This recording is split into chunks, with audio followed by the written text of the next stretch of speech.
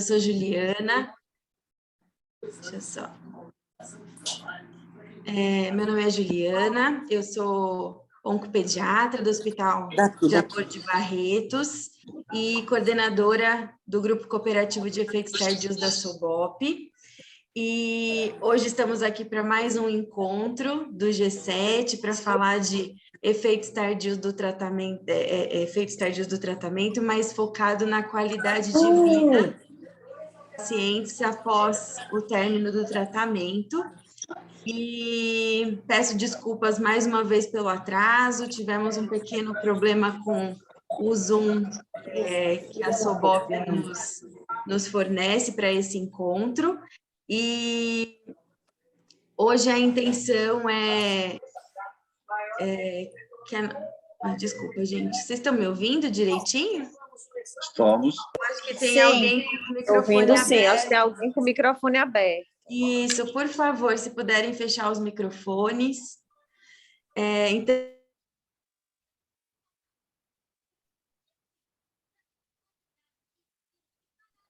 Juliana, seu microfone está fechado. Agora fui eu.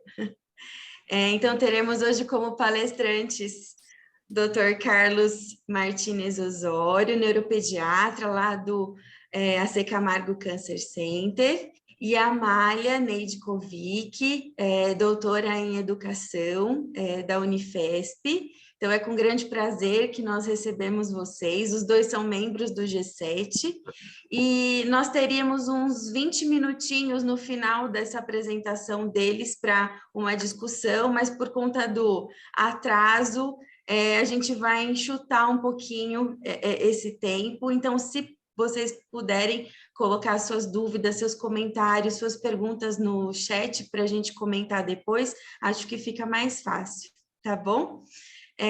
Doutor Carlos, podemos começar por você? A aula está aí ou preciso colocar a minha? Tá, como você preferir. Ela está aí? Está aqui. Então, você vai me avisando e eu vou passando, ok? Deixa só eu compartilhar.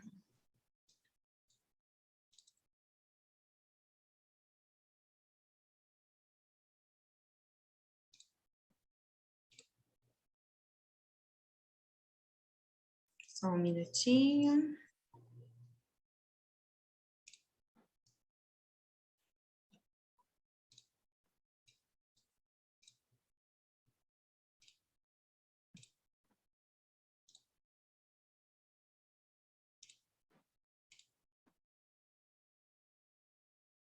Obrigado.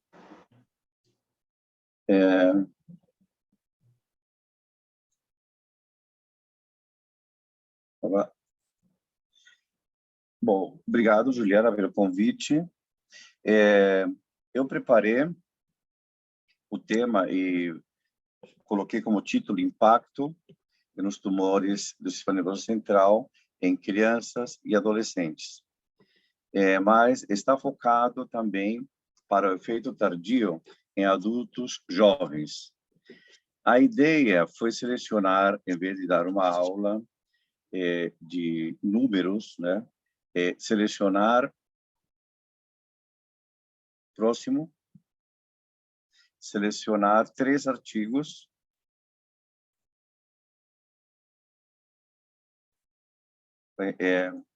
eu não consigo, Juliana, eu não consigo passar.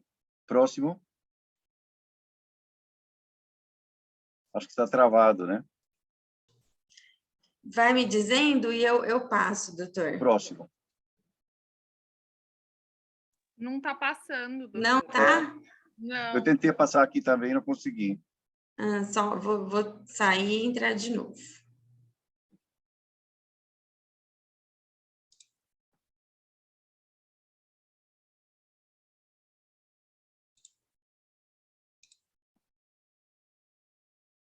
Agora apareceu? É anterior. Volta para trás, alguns anteriores, mas aí. Próximo. Isso. Pronto. Agora foi? Exato. Para esse desafio, selecionei 3 artigos. O primeiro, que são os avanços e a forma como se está manejando esse novo direcionamento da investigação biológica, genética, com marcadores, como o Luiz comentou da última vez, que está começando a levar a oncologia para um tratamento de precisão. E esse daqui é uma revisão muito boa do Pollack e do Alberto Bronicer, que esteve no nosso hospital durante anos. O segundo é um artigo estudando uma população em Zurique de tumores, uma amostra, com menores de 5 anos. E por que essa seleção? Porque os tumores cerebrais têm relação direta com a idade, com o tipo de tumor, a localização de tumor e o tipo de alteração molecular. E o último, que é o que serve mais, mas se antes de mencionado os outros anteriores, ele não se encaixa, que é um único trabalho apresentado com modelo no Reino Unido, onde eles recolheram e interligaram todas as variáveis de banco de dados. E isso serve para nós como uma ideia, como um desafio, não só do estudo, mas de como selecionar amostras. Próximo. Os tumores cerebrais sólidos, em relação com outros sólidos fora do sistema nervoso central, são os que mais têm sequelas, número de sequelas, número alto. Os avanços que têm ocorrido em termos de biologia molecular, eles são basicamente de acordo com o perfil genômico, epigenético e transcriptômicos. Os transcriptômicos significa que são as análises de DNA, são os bancos de estudo de DNA. Existem 3 técnicas. Eu não quis colocar aí, porque acho que não cabe agora esse tipo de informação. Isso fornece aí sim os insights que são necessários para estudar o mesmo tipo de tumor em localização de fossa posterior, de linha média, do tronco encefálico ou subatentorial. Se ele é de alto ou ele é de baixo grau.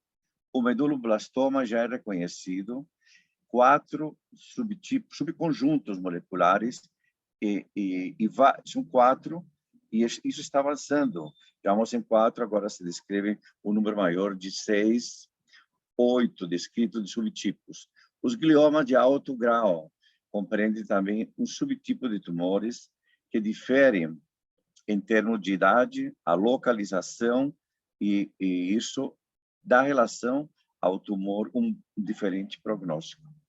O ependimoma, já foram descritos pelo menos 9 subtipos, o que mais é estudado, e é o primeiro a ser estudado de todos os tumores cerebrais, e na sequência o meduloblastoma.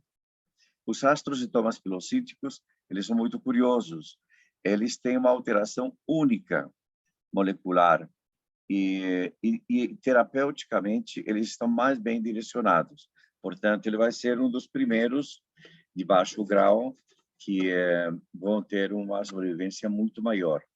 Se contar ou lembrar que na fossa posterior, no cerebelo, quando ele está bem na parte superficial, ele se opera e praticamente é o único tratamento.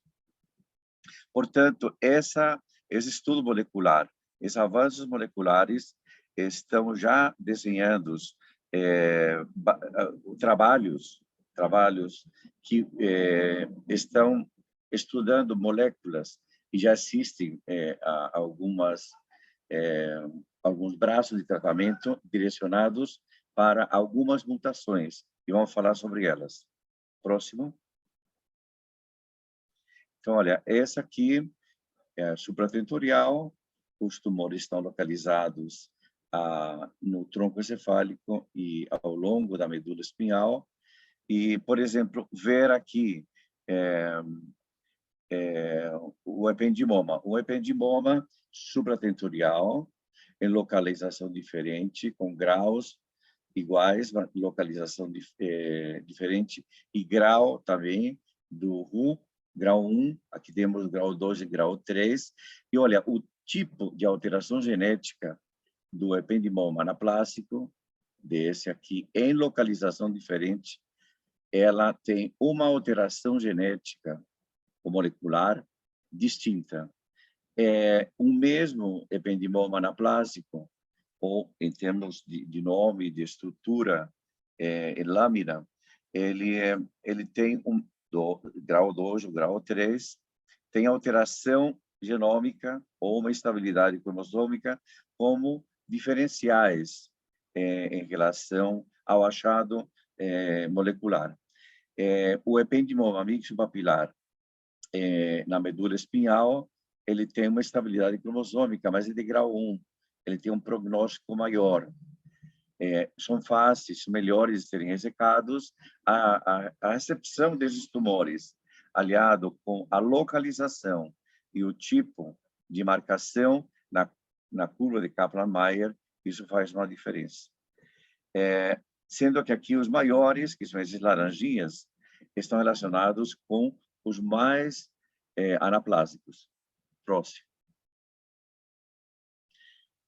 Aqui também para ver de uma outra forma os subgrupos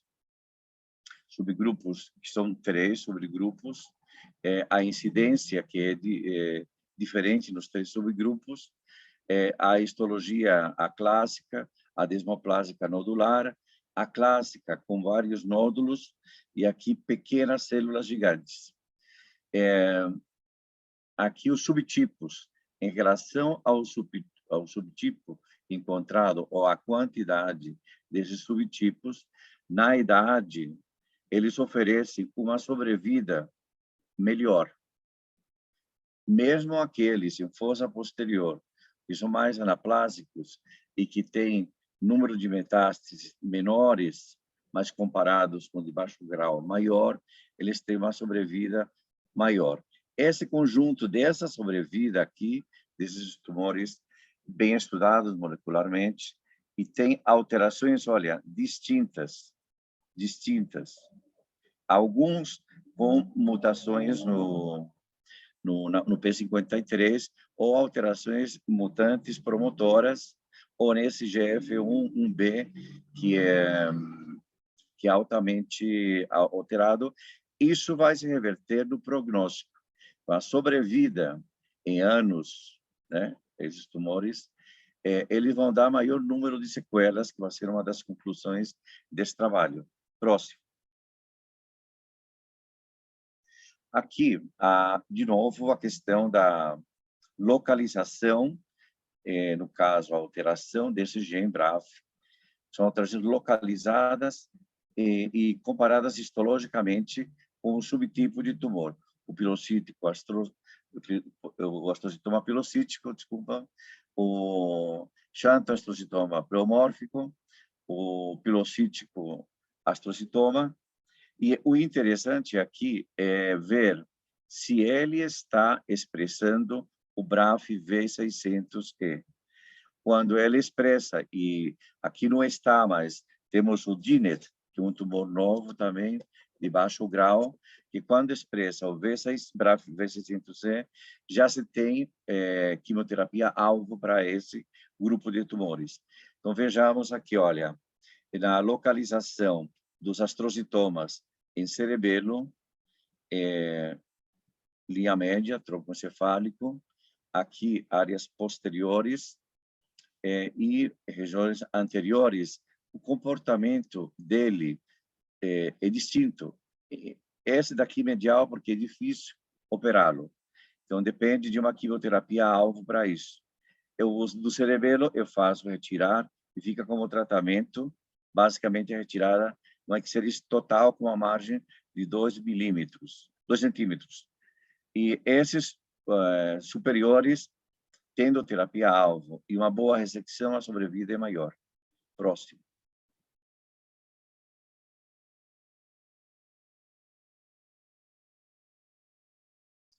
Os gliomas de alto grau estudados pelo grupo do Pollock, e a localização interessante, que é esse tipo hemisféricos e de tronco, quando estão localizados mais superficialmente, eles têm uma repercussão clínica e um prognóstico e um tratamento que implica em menos tempo de internação, menos complicações clínicas e relacionadas com a quimioterapia e uma sobrevida maior com menos sequelas. Essas são as medianas, né, em relação à idade, de 5 a 10, de 3 a 6, de 14, maior do que 13, que são variáveis com este tipo de variações moleculares. Aqui, atenção, são as mutações que se encontram nesses genes aqui, que colocam como variável de menor resposta ao tratamento. Outros. Próximo. Esse segundo trabalho é do grupo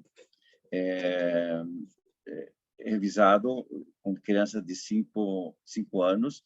Foram 164 crianças com menor de 5 anos diagnosticadas no intervalo de 1900 a 2019, na Universidade Infantil de Zurique, que é o maior centro oncológico da Suíça, e eles foram excluídos 32, foram 36 pacientes excluídos, 28 pacientes com falta de informações suficientes e 8 que se recusaram. Portanto, do grupo grande, ficaram um total de 164, 128 pacientes. Desse grupo, a maioria deles foram os gliomas de baixo grau, a amostra deles. Os gliomas pediátricos de alto grau foram 14%, incluindo o de tronco encefálico e os difusos. Os ependimomas, 16%, os meduloblastomas semelhante e outros tumores em pequeno número, tumores embrionários, germinativos e do plexo coroide. Próximo. Acho que eram 2 casos que foram em vias ópticas. Próximo. Esse estudo, a mediana de idade foi 1 ano e 8 meses. As opções de tratamento incluem, nesses pacientes com essa idade, suscetibilidade, sendo que aqui se opta mais por uma quimioterapia e se posterga o uso da radioterapia. É onde entra a outra variável de peso. A sobrevida global foi de 78%. Eles calcularam esses 2 índices de sobrevida para toda a corte e dá 87% de sobrevida a mais de 5 anos. Um critério que a gente também usa em termos de sobrevida boa, de cura a cada 5 anos, né? E as sequelas relacionadas ao tumor e ao tratamento foram 61%, complicações neurológicas, 17% auditivas, provavelmente relacionadas com a rádio, e 56% por deficiência visual no último acompanhamento, quando foi datado e fechado o programa. A maioria dos pacientes, nós também temos isso, frequentam a escola regular, e 7 dos 128 trabalham em atividades específicas no último acompanhamento. Eles também têm um grau de escolaridade, como a experiência que teve nossa com o nosso grupo lá no Hospital do Câncer, do Camargo. Próximo. O local, esse é outro ponto. A maioria na fossa posterior, técnica para isso, ela está se aprimorando. Cirurgias para retirar aqueles mais exofíticos é mais fácil. Os dentro do tronco, eles são poucos operam esses tumores, poucos centros oncológicos. E os hemisféricos, 26%, e aquele de vias e de encéfalo, 15%.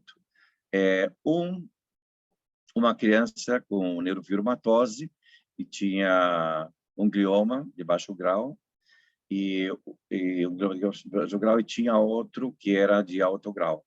Os tumores de coluna foram em predomínio de 12 casos de baixo grau, alto grau, ependimoma e outros que foram descritos, que não pesa muito na sobrevida porque o índice é pequeno. Próximo. Essas são as curvas de Kaplan-Meier para ver os de baixo grau, alto grau, o ependimoma, o meduloblastoma. E aqui o que as curvas tendem a ter uma sobrevida muito semelhante. O fator que se descola disso é basicamente aqueles que são mais fáceis de operar. E o número 2 é que aqui a limitação deles, e ainda a nossa, é que não existe terapia alvo ainda bem definida, quando eles cortaram a corte. É muito parecido com nossos dados.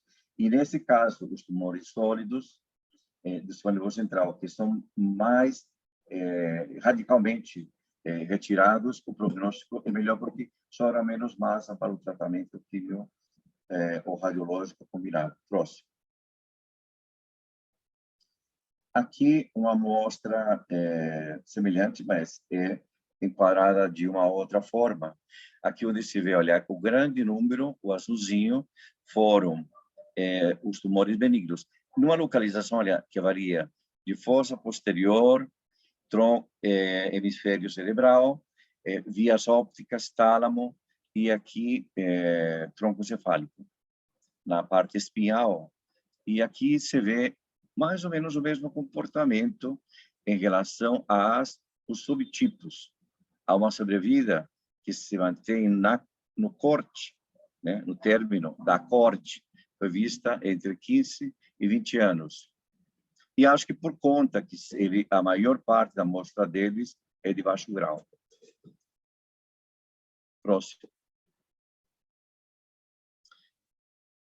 Concluindo, e é óbvio, né, que as crianças pequenas são mais suscetíveis ao tratamento, eles são mais duradouros e debilitantes, e essa vulnerabilidade tem levantado já a necessidade de ter acompanhamento a longo prazo. No caso onde foi feito esse trabalho, eles têm essa disponibilidade em todos os grupos.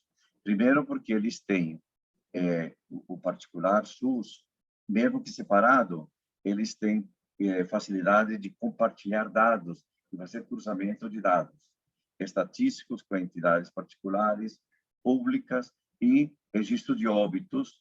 Outros registros que ele levantam bastante são o tempo de internação e o porquê que ele internou, e quando vai para a UTI, o tipo de alteração que ele tem, se derivado a qual tipo de quimioterápico e qual tipo de infecção ou de intercorrência, e eles cruzam tudo isso. Próximo. E essa e ele se encaixa bem com o que comentei, que são efeitos numa população onde eles fizeram em Londres, olha, o cruzamento de registros eletrônicos de saúde vinculados à atenção primária, o registro eletrônico de atenção secundária, os registros eletrônicos do Instituto de Câncer, o registro eletrônico de óbitos e os registros privados que registram todas as intercorrências que os pacientes sofreram. Próximo. Próximo. Desse universo grande de estudo de variáveis, o anterior. O anterior, Ju. O próximo.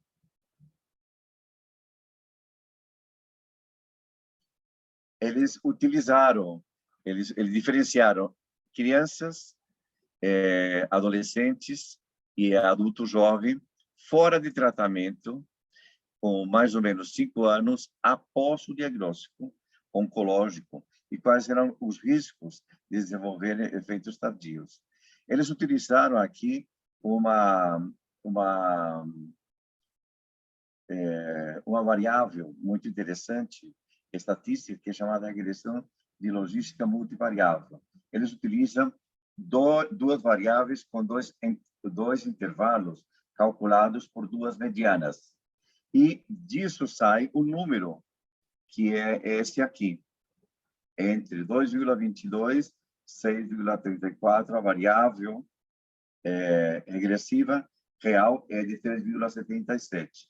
E quando eles mostram os números no artigo, aquelas variáveis que são fora de contexto ou são muito, muito pequenas ou são muito, muito grandes, que estão fora da compreensão e que poderiam, num outro estudo, dar um peso maior ou menor. Então, o que eles viram de interessante é a dose da radiação, que quando é maior ou igual a 50 grays, eles têm maior risco de câncer do que foi tratado, ser metastático. E um segundo câncer, na ordem de 3,37%, hematológico igual, e os neurológicos também, 3,24%. O risco maior é relacionado ao próprio tumor primário, 5,5%. Próximo, Ju. Os efeitos tardios aos 35 anos, que foi o corte, né, o limite de tempo na corte estudada, foi de 35 anos. Um sobrevivente de leucemia e linfoma, com essa variável de 23,52% por indivíduo. O efeito menor para os de fora de tratamento oncológico são os tumores de células germinativas.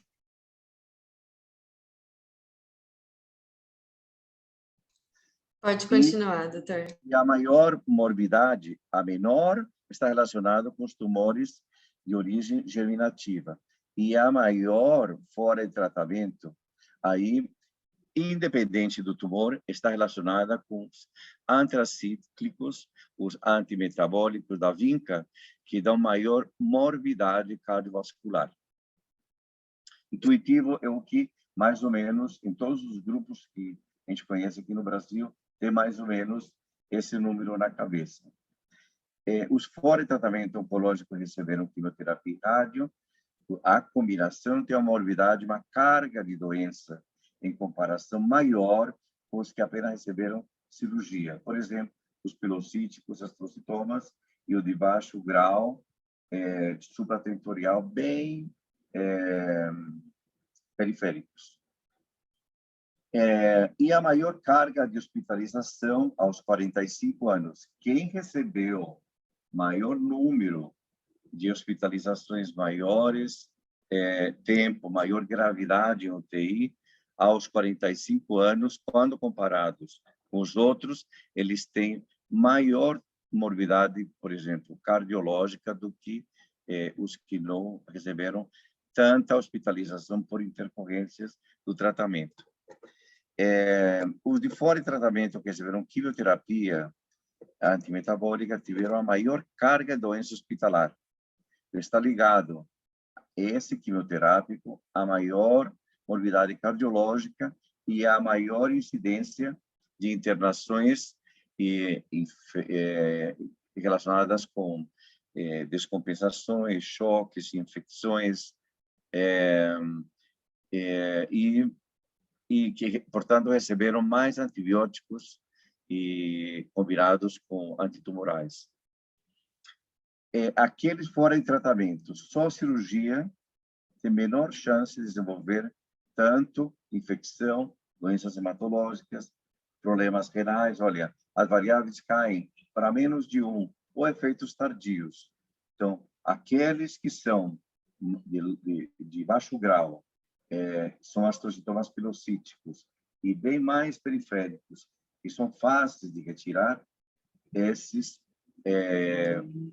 são os melhores relacionados com a cirurgia, e também porque usam pouca quimioterapia. Próximo, Ju. aqui tem tudo que foi dito, está relacionado aqui nas curvas e como elas se desempenharam em termos, isso quando comparado para cada tipo de tumor, para cada tipo de protocolo, aqui tem, e como isso foi evoluindo ao longo do tempo. Próximo. Eu deixei aqui, vocês vão ter a disponibilidade desses slides, a legenda para cada um ir analisando. Próximo. Se não estouro o tempo. E essa aqui são as curvas cumulativas, né? Individuais da sobrevida. E de todos os subgrupos que foram estudados relacionados ao grupo dos tumores, ao tipo de tratamento, aquelas curvas anteriores transformadas nessa aqui, que fica mais fácil de ver do tipo de quimioterapia, e aqui os aniquilantes, eles subindo aqui, olha, os efeitos colaterais. Então, a quimioterapia e o tipo de tumor, com uma amostra molecular que não tem terapia-alvo, eles têm efeitos colaterais maiores. Por quê? Porque ainda utilizamos os agentes aniquilantes. Próximo. É o mesmo mostrando o impacto do tratamento nesse universo. Olha, aqui tem tudo que a gente fez. Vou falar, eu fiz estudando essas coisas aqui, eu me lembrei, fiz um ato falho, batizei a aula de Gepeto, não, era do grupo de estudos e da SOBOP. Mas é mais ou menos, é muito semelhante àquilo que a gente tem, certo? Para 37, para 35, nós chegamos a 45 anos fora de tratamento no nosso hospital. E tínhamos 2 tumores relacionados, a radioterapia, porque ele recebeu uma histocitose, depois outro que recebeu um tratamento de um tumor, provavelmente era um ependioma, só radioterapia, e ele desenvolveu um segundo tumor induzido pela radioterapia. Hoje em dia não se usa rádio para ependimoma. E as alterações dependendo da idade, está vendo aqui, aos 45 anos, e como isso na fase inicial, mas, portanto, é tardia, né? Começam a aparecer os problemas cardíacos, renais, neurológicos, endócrinos, hematológicos, sabe? Essa curva é interessante como cuidados. E o que isso quer dizer, e que talvez a gente não pode fazer em todos os hospitais, é fazer um acompanhamento de longa data, né? Várias décadas, né? É quase impossível. Próximo. A conclusão que o estudo utiliza multivariáveis, o acúmulo de variáveis ao longo do tempo, e analisa os tratamentos e permite traçar um futuro de tratamento com muita precisão em relação aos efeitos tardios. Então, eu trouxe esse artigo para mostrar que, por aqui, a gente pode se inspirar para montar, basicamente, banco de dados. E os bancos de dados, temos que convidar, conversei isso com o bioestaticista, tem que existir no grupo bioestaticista ou na SOBOP, um bioestaticista, que ajude a criar todo esse racional, que libere esses bancos para que sejam preenchidos e se permita uma coleta a nível nacional, ou pelo menos em estado, e depois passa por um outro banco onde é estudado. E é isso, a extensão dos efeitos tardios difere entre os subtipos de tumores. Em estado de privação, exposição ao tratamento, o tempo que eles ficam isolados, né? São 2, a média, 2 anos ou mais, dependendo das complicações e do atraso do protocolo, a classe de medicamentos quimioterápicos e a relação de câncer relacionado com a radioterapia acima de 5 graus e ao quimioterápico alquilante. Próximo.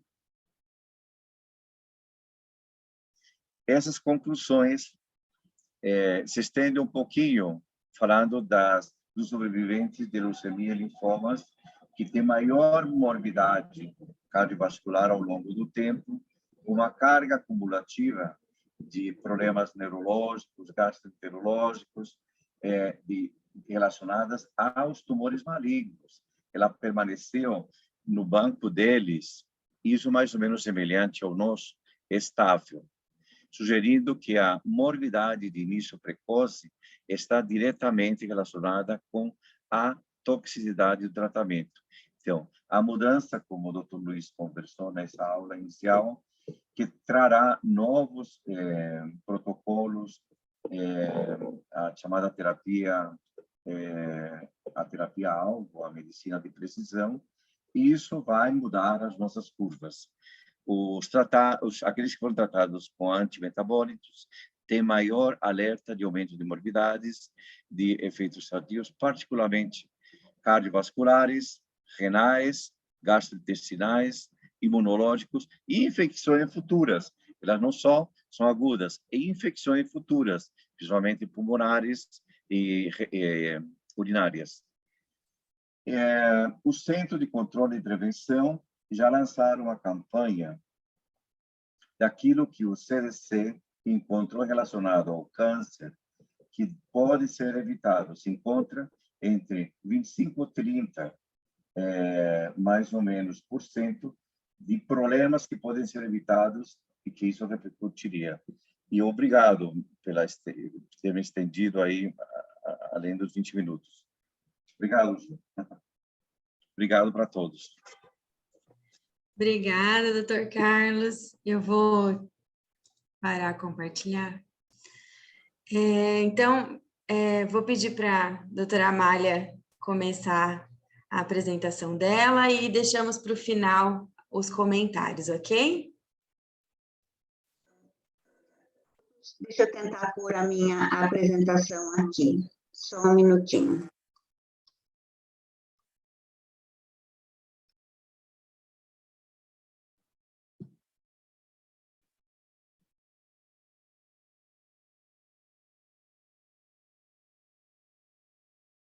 Só um minutinho.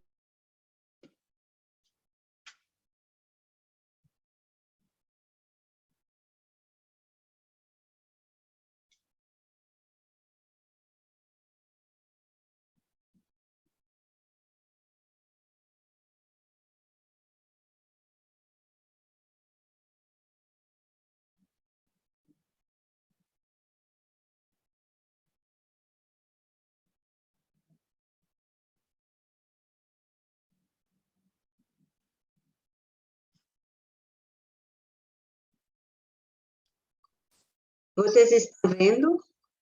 Juliana, você vê? Tudo bem? Sim, só precisa agora colocar no modo apresentação. Eu acho que eu vou acabar deixando assim. Só deixa eu diminuir um pouco, porque às vezes eu vou botar no modo apresentação e ele não roda, né? Tá bom. Então, eu acho que não fica tão perfeita como o doutor Carlos, mas deixa eu diminuir mais um pouquinho. A gente ia testar antes para não dar esse problema na hora, mas infelizmente não deu, não é isso? Então, a gente vai colocando aqui, né?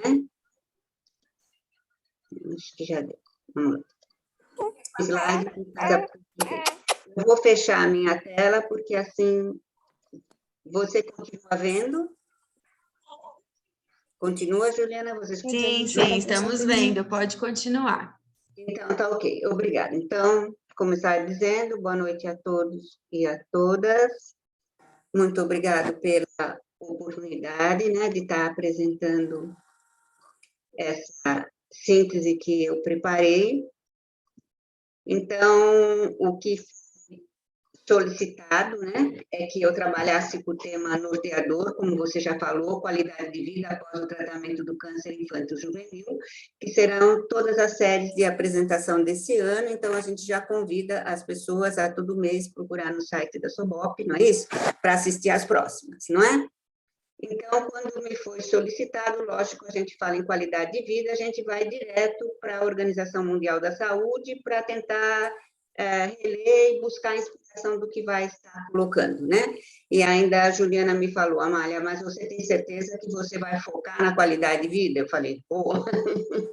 Então, eu tomei isso como né, um padrão, deixa eu entrar lá, e aí eu li as definições que lá estão, e as recomendações, e aí eu falei, o que eu faço com isso? Botei numa nuvem de palavras para me dar o start, para mim começar, né? Então, quando a gente coloca na nuvem de palavras, vem aquilo que mais significativo tem, né? Então, vieram as palavras, como vocês podem estar vendo aí, percepção, relação, indivíduo, sujeito, vida, né? Então, a gente pode pensar que esse completo estado de bem-estar físico, mental e social, e não meramente a ausência de doença, ele é relacional. O que significa isso, né, de ser relacional? Ele depende da percepção do sujeito. Então, é isso que eu guardei para levar para a minha fala, né? Que tudo aquilo que a gente vai falar está sempre do olhar do sujeito, né? E quem é o meu sujeito? O meu sujeito é um aluno paciente, uma vez que eu sou professora, né? Então, é o aluno paciente oncológico que estuda apresentando o tratamento e depois retorna à escola após a alta clínica, né? Então, a minha fala vai ficar centrada nas implicações do câncer na infância e na adolescência, nos tratamentos, nos efeitos educacionais e cognitivos, né? Então, o que a gente pode selecionar desses dois grupos, né? Da educação e da cognição? É um mundo que a gente tem, né? E quando eu fui buscar artigos ou livros para fazer essa apresentação, tem muita coisa, eu selecionei algumas ali de que estaria mais ligado com uma síntese. Então, vamos pensar em quais efeitos que a gente vai estar falando e quais perspectivas, né, para que a gente possa caminhar um pouquinho em termos de pesquisa. Quando a gente vai falar de efeitos educacionais, a primeira coisa quando a gente fala em educação, a gente lembra, por exemplo, de instrução, de pedagógico, do que é didático, a gente lembra da escola, mas se a gente pedir para uma criança desenhar a escola, ela vai desenhar uma escola assim. Se a gente for pensar numa escola, a gente vai pensar numa escola assim. Assim, um atrás do outro, uma lousa, né? Um professor e uma casa, a porta para entrar. Essa é a forma escolar. Essa é a escola que a gente conhece. E um pouco disso aqui né, que deixou todo mundo perdido, porque você tirou o chão, você tirou a forma escolar.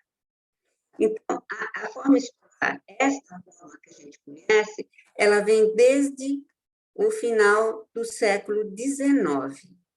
E ela serviu no século XIX pela sociedade que existia na época.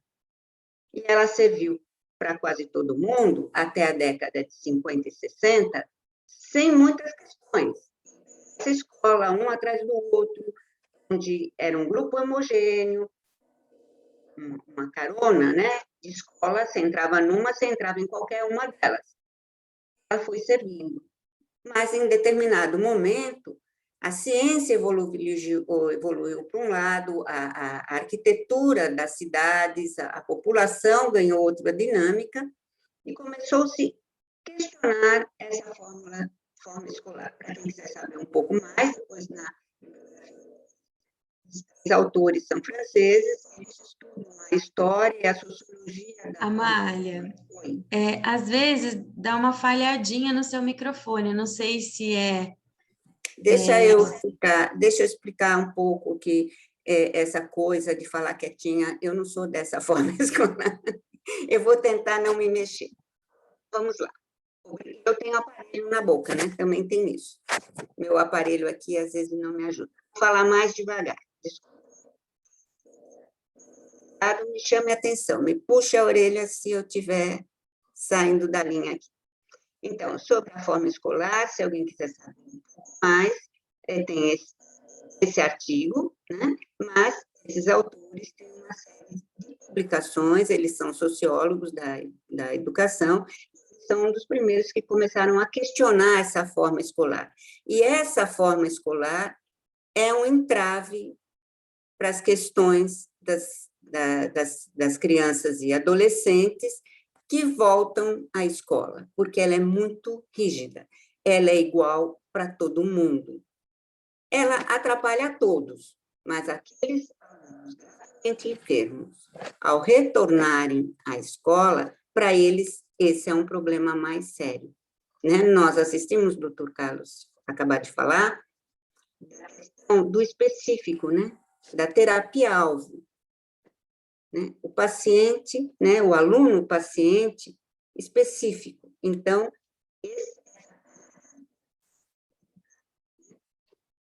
uma outra questão dos efeitos educacionais da educação, que também é um entrave, é o processo de escolarização. O processo de escolarização ele está ligado com a paridade idade-ano escolar. Então, mais ou menos 6 anos, mais ou menos, primeiro ano. 7 anos, 8, depende de ter nascido até fevereiro, até julho, mas não muda muito. Isso é um problema econômico, porque num país como o nosso, que se tem pouco dinheiro, um aluno que reprova ou que vai refazer o ano por algum problema, ele custa o dobro. Se o aluno vem de uma escola particular, para o pai também é problema, muitas vezes, que o filho vai ficar, às vezes, até 3 anos, né? Muitas vezes ele começa a fazer o tratamento no primeiro ano, e quando ele volta para a escola, ele está no 4º ano, pagando a escola. Geralmente, a tradição que eu conheço, as escolas que sabem da problemática, que conhecem a oncologia pediátrica, elas dão bolsa para as crianças. A experiência que eu tenho é disto, mas nem todas conhecem, nem todos os pais sabem, então existe uma desinformação aí. Mas ele é um problema não só financeiro, mas depois de adaptação de um aluno com uma série, né, diferenciada. Então, eu fui buscar um pouquinho só uma questão da literatura ou se na prática se tem isso também. Então, olhando uma população, né, uma fase exploratória, de 2015 a 2019... Amália, continua falhando um pouquinho o microfone. Será que você consegue chegar mais perto? Não sei. Está melhor assim? Sim, está bem melhor. Eu vou mexer aqui no meu aparelho. Melhorou? Melhorou. Melhorou? Senão eu vou pôr o fone com o ouvido. Fui olhar, explorar dados, né, de 2015 a 2019, sobre esse processo de escolarização. Então, peguei 100 alunos do ensino fundamental aleatoriamente, 53% deles tinham alguma intercorrência no seu processo de escolarização. Ou seja, essa paridade ano escolar, ela era mais do que 1 ano, porque até 1 ano a gente verifica na escola tradicional. E 50 alunos do ensino médio, 78% tinham intercorrências. Ou seja, não batia essa questão da idade com o ano escolar. Então, eu fui tentar pensar um pouco, né, como é que é isso, né, em relação aos efeitos tardios ligados com a cognição, principalmente visto pela psicologia, porque pela educação a gente não tem quase literatura. Eu fui verificar, e mais para frente eu vou relatar esses efeitos, como eram para esses alunos, né? Então, esses efeitos específicos, que são mais sérios, a porcentagem é muito pequena. O que eu digo, por exemplo, de mais sérios, uma alfabetização, um problema de aprender a ler. A malha está falhando bastante, acho que vai precisar ajustar alguma coisa. Vou tentar botar um fone, só um minuto. Tá bom. Porque o fone vai direto, não é? Porque não é Sim. isso. Talvez seja a chuvarada, né? E a gente tem o Atlântico nos separando, não é isso? Sim. Porque essa blusa toda é porque aqui está frio. Tem o seu fone de ouvido, André? Onde ele está? Só um minutinho, eu vou tentar pegar um aqui. Vamos lá, está dando para ouvir agora? Está dando, Juliana? Sim, estamos ouvindo. Então, vamos tentar seguir.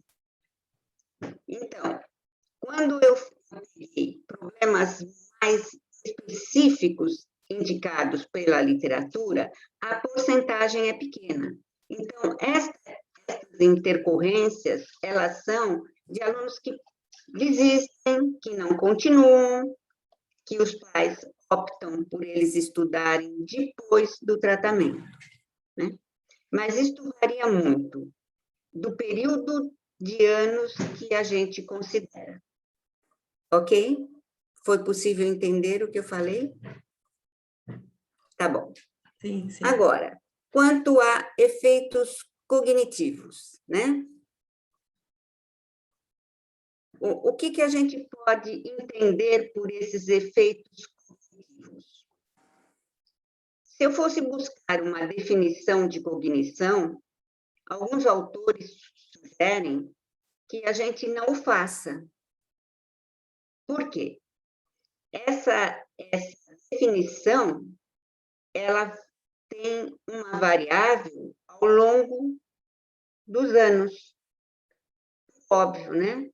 Porque a ciência cresce, as necessidades alteram e as descobertas fazem com que a gente mude o modo de pensar o que é essa forma de conhecer, né? Tem uma tese da USP, né, em que o doutorando fez essa linha, né, e é uma tese interessante, sendo que discute né, não uma definição, mas uma concepção que pode ser alterada conforme o tempo, né, conforme as exigências do tempo. Então, a gente pode pensar que cognição vem do latim, conhecer. Então, como que eu posso, como utilidades... Só um minutinho que o fone... Tudo bem, gente? Vocês estão me ouvindo? Tudo bem, Ju? Sim, deu para ouvir com umas falhas, mas vamos ver agora com o fone. Então, vamos lá.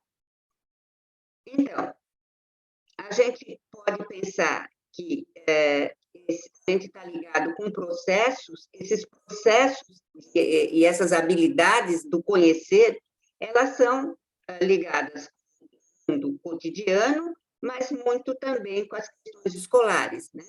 Atenção, memória, raciocínio, linguagem, aprendizagem, elas são do mundo escolar, mas também do dia a dia, né?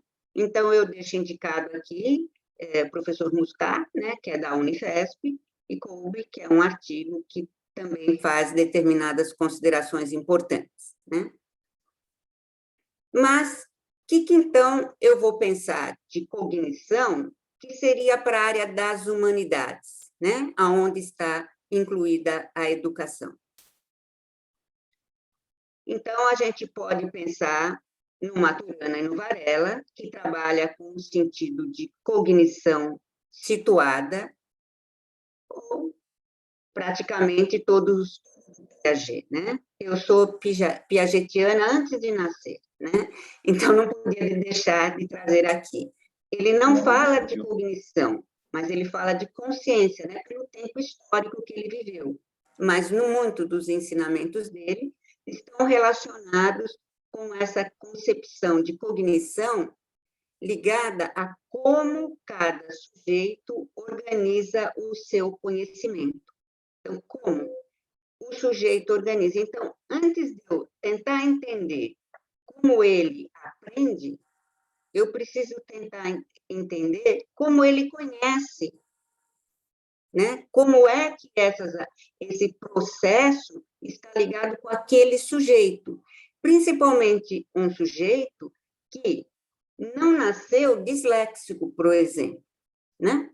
Ele tem características de problemas de linguagem que foi adquirido depois que ele nasceu, depois que ele passou por um tratamento.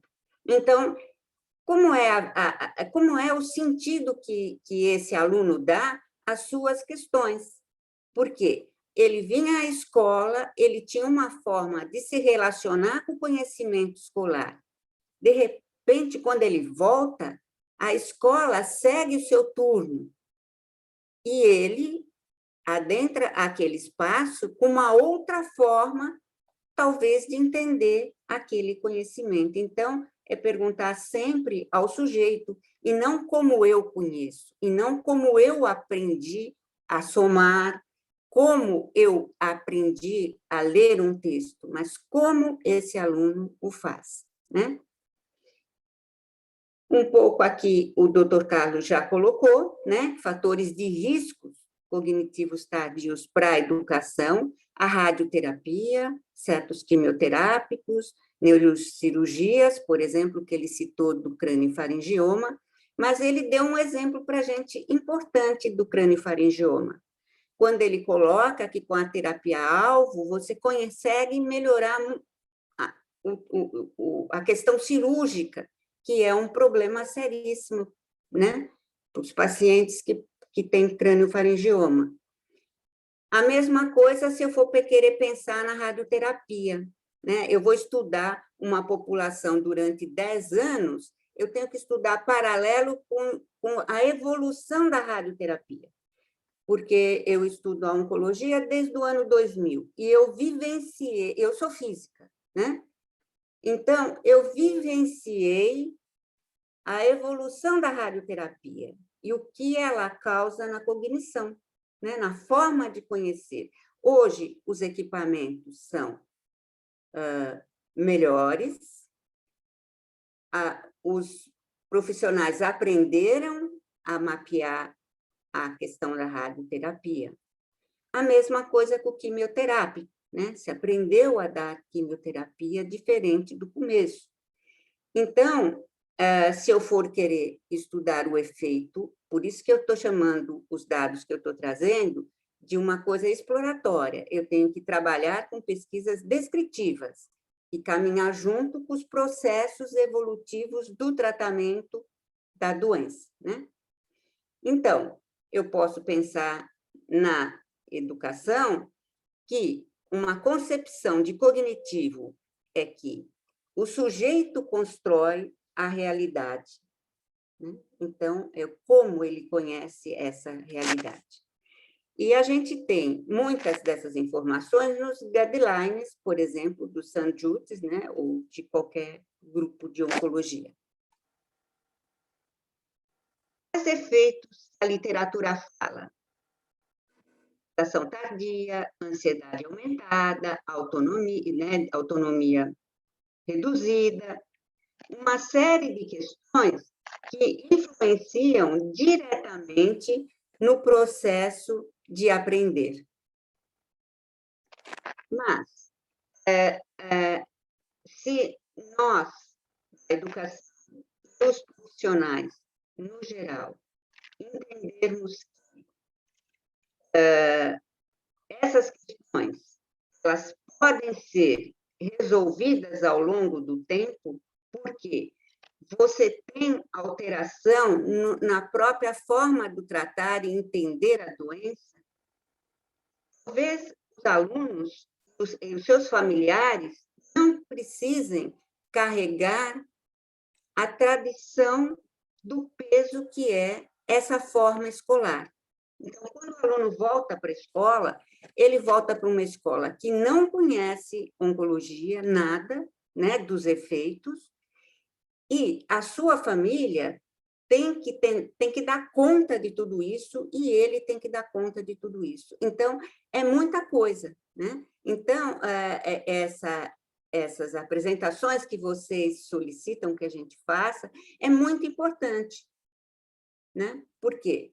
Ao sensibilizar grupos de profissionais da educação, sim, mas não só da educação, da saúde também, porque quando se atende um fora de tratamento, tem que olhar para este aluno desta forma: a escola que ele vai é a escola que meu filho vai, mas talvez não seja a escola que ele precisa. Então, como se falar com esse profissional lá da escola é fundamental, né?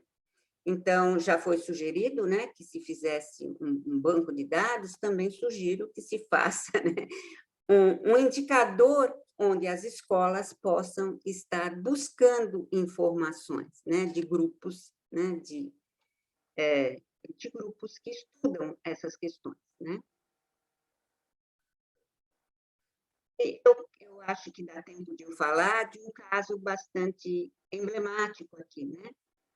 De uma aluna que, por exemplo, ela tenha esclerose tuberosa, o caso dela está publicado, né? Foi feito com o grupo da doutora Nájila. Ela tinha esclerose tuberosa, então, se você buscar no Google esclerose tuberosa, débil mental, incapaz. Só que ela estudava conosco, né? Estudava conosco no Instituto de Oncologia Pediátrica. E, uma vez, uma enfermeira veio me perguntar, me questionar, por que vocês mandam a aluna fazer os números de 1 a 1000 e copiar a revistinha da Mônica? Nós não fizemos isso de férias. Ela pediu para a mãe comprar um caderno para escrever os números e copiar a historinha da Mônica. Porque aí a gente foi perguntar por que ela estava fazendo isso, ela dizia que é porque ela não queria esquecer. Uma pessoa que fala isso aprendeu alguma coisa do que nós ensinamos, mas a gente absolutamente não obtinha nenhuma resposta daquilo que a gente trabalhava com ela. Então, nós trabalhávamos, mas nós não conseguíamos a devolutiva. Com a evolução do tratamento, ela começou a tomar uma medicação que não é para todo caso, é para algumas crianças, tem uma série, por isso que é difícil, inclusive, de eu citar, né, a doença e o remédio. O oncologista que tem que passar por isso, e o efeito não é igual para todas as crianças. No caso dela, a escola que ela estava era uma escola multissariada, tinha aqui a lousa do primeiro, segundo, tinham todas as lousas, a professora dividia a lousa e ia pondo a lição. Ela tinha que olhar sempre a do primeiro ano, porque ela não saía dali. E quando a escola fechou, ela foi transferida para a 7ª série, porque era a idade dela. E aí ela pediu uma aula e ela veio estudar, ela queria estudar Teorema de Pitágoras. Bom, eu sentei e fui desenhar vários triângulos, pensando que eu tinha que explicar para ela o que era cateto, cateto e hipotenusa. E ela me disse: isso eu já sei. Eu quero saber a raiz quadrada. Então, ela aprendeu. Eu pedi desculpa a ela, porque eu nunca soube que ela aprendeu. O medicamento, evidentemente, produz um desses efeitos. Com ela, muito notável, ela caminhou bastante. Então, é isso que eu digo de você não estigmatizar as crianças, né? Não estigmatizar esses alunos, porque eles têm um problema mesmo. Só que como nós vamos lidar com ele é um problema da educação e da clínica em geral, entendo eu. Aqueles alunos que eu mostrei anteriormente, né, esses alunos aqui, eu fui verificar desse grupo aqui quais eram as interferências, né? E foi comprometimento na recontagem de narrativas, organização e coesão do texto, produção de inferência, déficit de função expressiva e dificuldades com problemas de matemática, que a gente precisa ler para eles, porque o entendimento não vem direto. Em relação às escolas, o que a gente pode dizer?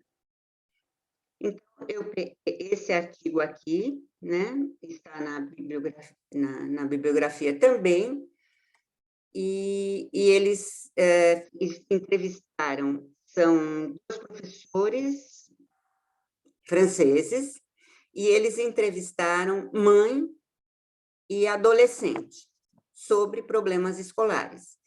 E eles chegaram à conclusão que as instituições de ensino não conseguem entender essas crianças, então não é uma questão só nacional, né? E os pais, então, que precisam, né, ser feitos sessões de orientação, inclusive quando tem o fora de tratamento, não só em relação à vida cotidiana, mas também em relação à vida escolar, né? A dimensão escolar tem que ser prevista nessa questão, né? Então, falta aqui, por exemplo, para a gente literatura sobre isso. E eu também vou tomar a liberdade de pensar, como você me disse assim, né? De pensar na questão de qualidade de vida, né? Eu coloquei aqui na perspectiva uma questão de reforçar experiências positivas, né? Então, eu não estou falando de você passar por cima do problema, mas de encarar o problema pela frente, né? Então, vou falar de um outro caso, por exemplo, de um aluno que sempre quis estudar veterinária de bichos grandes, porque o pai tinha fazenda. Então, só que ele foi apresentando, é o aluno típico do fora de tratamento, ele foi apresentando sequelas, e essas sequelas foram num crescente. Então, quando chegou no 3º ensino médio, e tinha um problema muito sério de leitura. Então, o problema dele maior era ler, por exemplo, um texto de história. Então, ele não tinha problema para entender a história, mas ler o texto. Ele não tinha problema com a biologia, né? Mas com a questão de como ele ia ler. Então, a gente fez um trabalho de um ano inteiro. A escola dele, no período da tarde, tinha vestibular, estudos para o vestibular, ele 2 tardes vinha estudar, então, um trabalho, assim, incansável, inclusive de persistência dele, né? Com alguns... E ele conseguiu entrar no vestibular, mas a gente não sabia. Então, um dia, assim, no ano seguinte, né, quando eu estava chegando no hospital, ele e o pai iam saindo do elevador e vinham ao meu encontro, com a cabeça meio baixa, e ele estava careca. Então, a primeira coisa que veio na mente, será que ele teve recidiva? Né? Eu não sabia se ele tinha passado no vestibular ou não. Então, a hora que ele e o pai vinham dos 2, a hora que eu comecei a conversar, coisas do tipo, será que está chovendo hoje? Eu não sabia o que perguntar, e eles perceberam o meu incômodo. Começaram a rir daqui a pouco. E disseram, eu passei no vestibular, professora. Eu estou careca porque eu passei no vestibular. Né? Eu não tive recidiva, é isso que você pensou. Então, ele e o pai combinaram de me pregar uma peça. Né? Então, um sujeito desse ressignificou suas questões. Né? Porque um sujeito que ri da sua própria questão, ele ressignificou. Né? Então, foi fácil para ele? Foi fácil? Não. Está sendo fácil? Não sei, mas com certeza não. né? Mas existem formas de você tornar a vida mais simples, mais prática, mais autêntica para esses alunos, né? Ao retornarem para as escolas, né? E uma questão do que a gente entende, né? Como na vida profissional, por exemplo, a gente tem um jovem já, nos seus 20 anos, que queria trabalhar, só que ele não conseguia classificar. Então, no supermercado, ele tentou arrumar emprego para ele no supermercado, no interior de Minas, e ele não conseguia, o emprego dele era botar as coisas na prateleira, para ele aquilo era difícil. Aí, ele sugeriu que arrumasse a prateleira. Ele conseguia receber padrão. Mas arrumar a prateleira é pouco, não sei para quem, para ele não era. Porque ele queria ter um emprego ele queria se sentir útil, levantar de manhã e trabalhar, almoçar no trabalho, voltar, é isso que é a vida dele. Ele queria isso para a vida dele. Mas a gente sabe que tem um problema do dinheiro, não? Um profissional desse não é competitivo para sair de arrumar as prateleiras, que para ele estava perfeito. E a mãe tem a preocupação com o futuro. E como faz? Essa questão de equidade, né? A gente fala de equidade. Em equidade, significa, por exemplo, em alguns países da Europa, e eu busquei uns 4 ou 5, quando eles vão fazer o vestibular, ou a escola toda, ou a faculdade toda, eles têm mais tempo que os demais para tudo, porque ele fez tratamento quando era oncológico na infância e na adolescência. Então, é fornecido para eles isso. Isso não é um ganho, não é uma vantagem, é uma questão de equidade. Se ele não precisa, ele não vai usar, gente. É a mesma coisa com o que se recebe. No Brasil, se ele arrumou um emprego, ele não recebe nenhum dinheiro extra. Só que ele não tem o poder de competição. Então, ele pode trabalhar e receber um salário porque ele teria... Não é uma ajuda, né? É uma questão de equidade e não aquilo ser retirado porque ele foi trabalhar. Porque ele não tem... A gente sabe que eles não vão ter o poder de competição em alguns casos, né? Então, é uma questão muito grande de políticas, né? E de questões que precisam ser equacionadas, eu acho, pelos grupos de profissionais que desenvolvam pesquisas e que a gente busque essas questões descritivas, né? Que fomente políticas, porque, no fundo, é um grupo muito pequeno perante o universo de estudantes, perante o universo de pessoas que precisam de emprego, né? Eles são um grupo reduzido, mas se tivesse um só, a gente teria que estar fazendo o mesmo esforço, não é? Então, eu agradeço, não é isso? Espero que vocês tenham um pouco me ouvido. Está aqui a literatura, eu acho que vocês ficam, né, com esse material. Obrigado pela oportunidade, Juliana. Agora, como eu disse... É só descompartilhar a sua tela no vermelhinho, tem um botão vermelhinho lá em cima, provavelmente. Oi. Isso. Obrigada. Bom, primeiro eu queria agradecer imensamente Dr. Carlos, doutora Amália, por essas excelentes palestras, por terem tocado em pontos tão importantes desse tema, né? Porque um complementou o outro extremamente, né? Eu acho que nós falamos da questão da estrutura, né? Que ainda falta muito aqui no Brasil, tanto para armazenamento desses dados, investigação desses casos da forma correta e a gente ainda realmente não tem para fazer esses estudos dessa forma como aqui o Dr. Carlos nos mostrou de fora.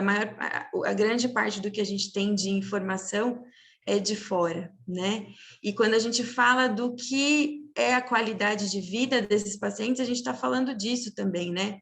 De como estudar isso para poder melhorar essa estrutura, que é o que a Amália fala, né? Esse paciente, quando ele volta para a escola é a mesma, né? Mas o paciente é outro, o ser humano mudou, né? Com as suas questões todas, né? Eu vi aqui no chat que o Raí é psicólogo lá do hospital, aqui do Hospital de Barretos, e ele coloca aqui o crescimento pós-traumático, né? Um tema da psicologia que estuda o crescimento psicossocial frente a situações desagradáveis, que foi isso que a Amália citou, né? Para ele é um grande passo, né? Esse novo momento da vida, esse voltar ao trabalho, trabalhar, né? Queria saber se alguém queria comentar alguma coisa, gostaria de falar alguma coisa. Temos poucos minutinhos, porque já passamos bastante do tempo, mas se alguém quiser comentar, fique à vontade. Juliana, eu queria te parabenizar pela organização que você tem feito, tanto na primeira reunião como essa, na segunda.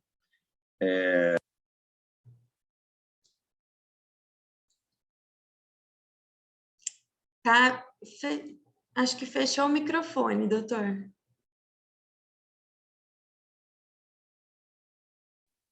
E agora? Voltou. Voltou. Então, essa capacidade de organização, eu queria parabenizar, sim, porque desde o primeiro encontro com o Luiz, e agora o segundo, isso se mantém. Independente do que aconteceu com o áudio e com o atraso da reunião, são temas cruciais, e era isso, parabenizar-lo pela sua liderança aí, e ouvindo os comentários, apesar de poucas pessoas que estão aí, 31, é muito, mas parabéns pela organização. Vamos lá para o próximo.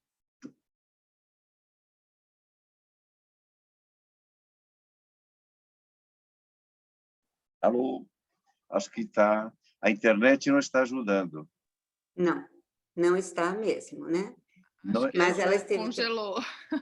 Isso, pronto. Também quero te agradecer, Juliana, eu sei que não é fácil, não é? Porque todos nós temos muito trabalho, vamos cavando espaço para fazer essas coisas, né? E também as pessoas que aí estão, eu vejo alguns dos meus orientandos, ex-alunos, então, muito obrigado por vocês persistirem, né? Minha conexão agora teve um problema, eu caí, desculpem.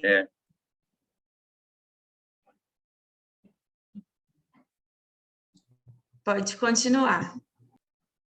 Não, o que eu estou dizendo é que eu agradeço a todos, né, a terem, e a você, né, doutor Carlos, pela possibilidade, não é isso? Um feliz encontro. Igualmente. Eu posso agradecer. É um tema muito difícil, principalmente vocês educadores, a gente vê lá no hospital, é um tema que deveria ser até um meeting específico para delinear pela sociedade coisas de como inserir essas pessoas. É muito difícil. É um trabalho que, como se coloca, não é reconhecido e não existe um espaço para eles. Talvez a única diferença que eu vejo em relação ao nosso hospital, para fazer um pequeno comentário, é que lá as crianças recebem, durante o tratamento, o plano pedagógico, o plano educativo.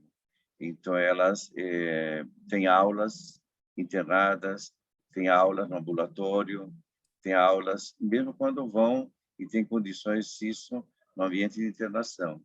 Então, é muito... eu acho que isso é um fator de relevância para se distinguir o grupo futuro, que é justamente isso que os ingleses buscam. Como preparar algumas coisas que ainda são inevitáveis, que são os efeitos tardios do tratamento.